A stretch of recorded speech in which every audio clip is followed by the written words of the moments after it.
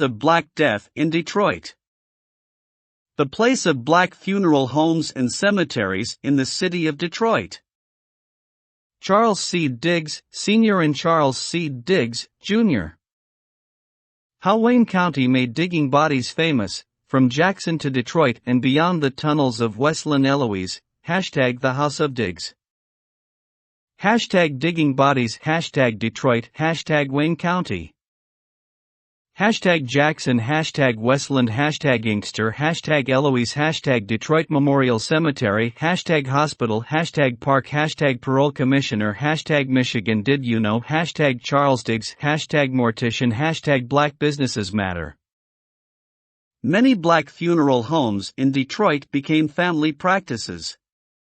Charles C. Diggs, Sr. founded his House of Diggs Funeral Home in 1921, and his son Charles C. Diggs, Jr., was born the next year. Diggs, Jr. grew up in what was formerly Dunbar Hospital in Detroit, the first hospital in the city that both employed and serviced African Americans. In 1933, Diggs was appointed as the state's first black parole commissioner. It was his first political office, but not his last. In 1936, he was elected to the state Senate as a Democrat. He was the first black senator in the state. When he arrived for his first legislative session, he was denied a room at the Olds Hotel, across the street from the state capitol building in Lansing. This inspired him to introduce legislation to ban segregation in public accommodations, a bill which was later passed as the Diggs Law. According to his son, it was the first of its kind. It was the cornerstone, not only of his active political career, but the foundation of additional civil rights legislation in other states, including the outlawing of discrimination in employment and in other areas, plus policy changes with the structure and organization of the Democratic Party. Charles C. Diggs, Jr., Untold Tales, Unsung Heroes advertisement featuring the Metropolitan Funeral System program. Courtesy of the Michigan Chronicle, January 24, 1948. Diggs, Sr. would hold office until 1944, when a bribery scandal sent him to prison. When he was released in 1950, he ran again, successfully, for the state Senate, but Republicans in Congress refused him the seat, their reasoning being that his conviction barred him from serving. In response, his son took a leave from law school to run in the special election for his seat.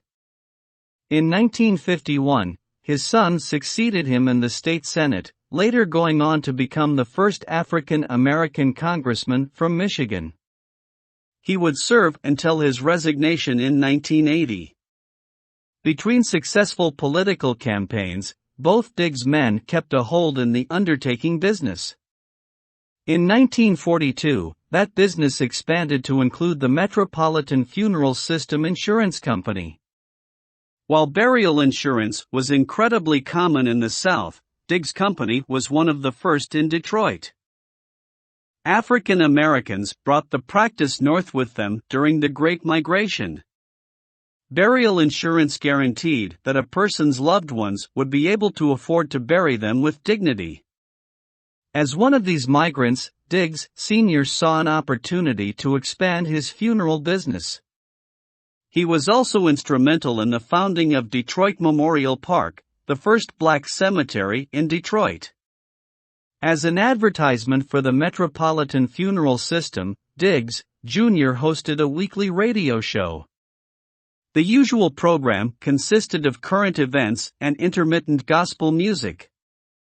Diggs continued his program through his tenure in Congress, at one point raising money for the Montgomery bus boycott. Diggs was no stranger to civil rights legislation. While he had not planned in following his father into politics, he took up the mantle with gusto. Early in his tenure, he attended the trial of the two men accused of murdering Emmett Till. When he found that the county in which the case was being tried had no registered black voters, he charged that Mississippi should lose representatives from Congress, as ordered in the 14th Amendment.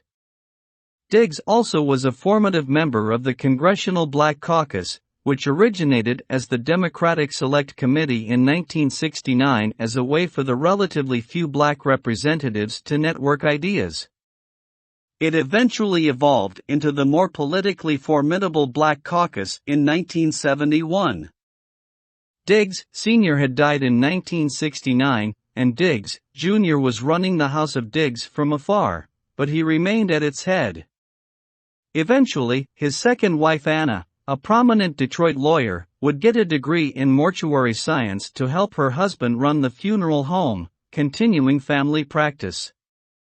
Diggs, Jr. continuing the business after the death of his father. Courtesy of the Michigan Chronicle, June 10, 1967. Diggs remained the symbolic leader of the House of Diggs, but he spent much of his time in Washington, working towards civil rights. He was incredibly popular, and in a largely black district, he was re-elected time and time again. Like his father, Diggs' career ended in a scandal. In 1978, he was indicted by a grand jury on charges of taking kickbacks, and was convicted, but he maintained his innocence through a series of appeals. The scandal did not hurt his popularity in Detroit, and even after being convicted, his constituents re-elected him again. Unlike his father, he was allowed to represent his electors after his conviction, but he resigned from committees and was eventually censured by Congress. Diggs, insulted by the conviction and censure, resigned from his seat in June 1980. He went back to his original trade, opening a funeral home in Maryland and working there until his death in 1998. Via hashtag King of the Undertakers, hashtag Diggs Funeral Home, hashtag Kickback King, hashtag Cremation, hashtag Cemetery, hashtag Graves, hashtag Funeral, hashtag Memorial, hashtag Jackson Prison, hashtag Wayne County, hashtag Morgue, hashtag Burial, hashtag Eloise Unmarked Graves. Hashtag the Metropolitan Funeral System. Hashtag Westland, Michigan. Did you know? Thinking Face. Hashtag the House of Diggs Eloise History. Hashtag Hid Stories in Plain Sight. Eloise Cemetery was the name applied to cemeteries used by the Eloise Hospital Complex located in what was then Nankeen Township in western Wayne County, Michigan, and is now Westland, Michigan. The patients buried in the cemetery were from the Infirmary Division, the William P. Seymour General Hospital, the TB Sanitarium, and the Eloise Hospital Psychiatric Division. The majority of burials were from the Infirmary Division, which was the largest of the three divisions, housing up to 7,000 patients at a time. Most burials were of adult males, but there are women and a few infants and children. The first notation made of an institutional cemetery was in 1892 when the hospital arranged with Catholic Bishop John Samuel Foley to move bodies which had been buried northwest of the county house to an island in the middle of the reservoir. This move was made to enable the first paving of Michigan Avenue, which occurred in 1910. Part of the artificial lake at that time had to be filled in. There were actually two other cemeteries that were used to bury Eloise patients after the turn of the century. The first was on the northeast corner of farmland south of Michigan Avenue and one further south on the farm site facing Henry Ruff Road. The second cemetery is surrounded by pine trees and is the one used from 1910 to 1948. In effect, this was operated as a potter's field that is a publicly run place to bury the poor unclaimed dead at the public expense. In the early days, patients were buried by inmates or employees of the institution. In 1937, the contract was given to Charles C. Diggs, Sr., who founded the House of Diggs, reputed to be Michigan's largest funeral home at one time, and a politician, to handle burials in the cemetery and transfers to Wayne State University School of Medicine as state law mandated that these functions be handled or supervised by a licensed mortician.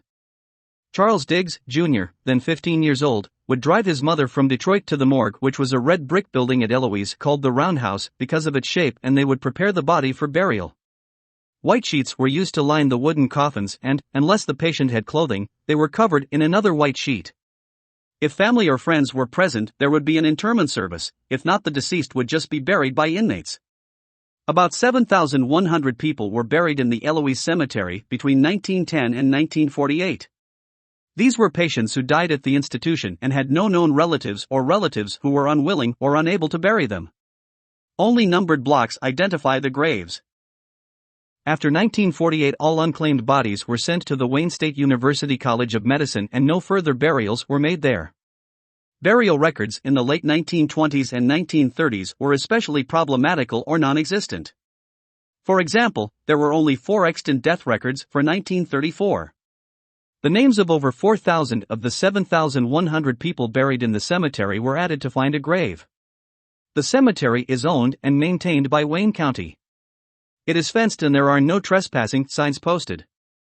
The graves are marked by numbered markers and the names of most of the people buried there have been lost to history. However, presently 5,500 of the burials are now on Find a Grave. The field lay forgotten and neglected, especially since the last burial, in one of the 3 plots, was in 1948. It now stands in the way of other uses, and is seen as a responsibility by Wayne County commissioners who are perplexed over use of the Eloise site. The presence of over 7,000 marked but unnamed graves, and the absence of many supporting records is potentially an insuperable obstacle to any future development. Wayne Company, Michigan Board of County Auditors. Research Bureau, May 16, 2011, 1933. Report on Analysis and Survey of Eloise Hospital and Infirmary, prepared and issued by the County Research Bureau Division of Board of Wayne County Auditors L. Retrieved May 6, 2014. Last edited 5 months ago by Edward 321, Wayne Company, Michigan Board of County Auditors. Research Bureau, 1933. Report on Analysis and Survey of Eloise Hospital and Infirmary, prepared and issued by the County Research Bureau Division of Board of Wayne County Auditors. University of Chicago. Retrieved May 6, 2014. Last edited 1 month ago by Werspielcheck. Related to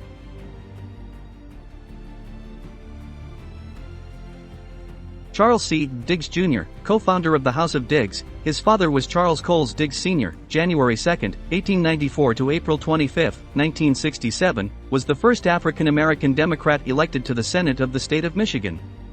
He was rooted in his family's business, the House of Diggs, which at one time was said to be Michigan's largest funeral home. Diggs was father to politician Charles C. Diggs, Jr. The elder Diggs was a member of the Elks.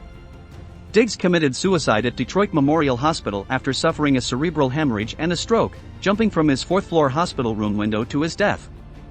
He was interred at Detroit Memorial Park in Warren.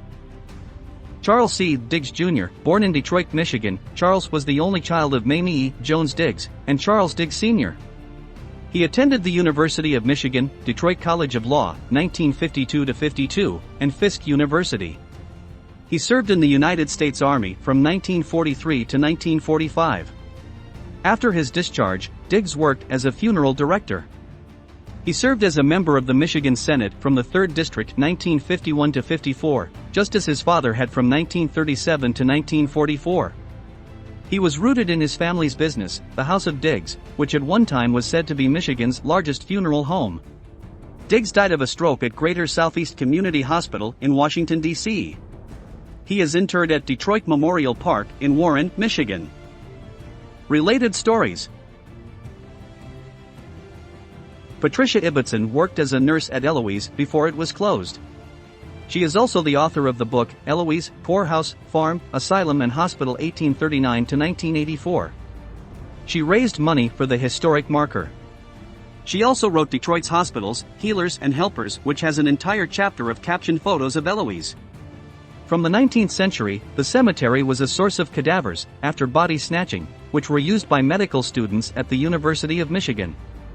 From 1948, the laws were changed so that the hospital became a ready source and bodies were sent to Detroit medical colleges. The names were obtained by going through the death certificates on Seeking Michigan website and going through original death certificates in the Burton Historical Collection of the Detroit Public Library. In addition, there were ledgers kept by the hospital on deaths of patients used to record names of some burials. Under Michigan law, disturbing a grave site or cemetery is a felony. There are substantial procedures concerning moving or abandoning a cemetery. Cemeteries are protected by Michigan law, and disinterment is prohibited and reinterment is strictly regulated, with requirements for notice and an opportunity to be heard, and for just compensation if there is an objection. For more additional research and resource information, please visit State of Michigan Death Records at https://www.michigan.gov/search. Library of Congress, ask a librarian at https://ask.loc.gov/prints-photographs. Other ways to contact us: 202-707-6394. For more about contacting us, see our contact information page.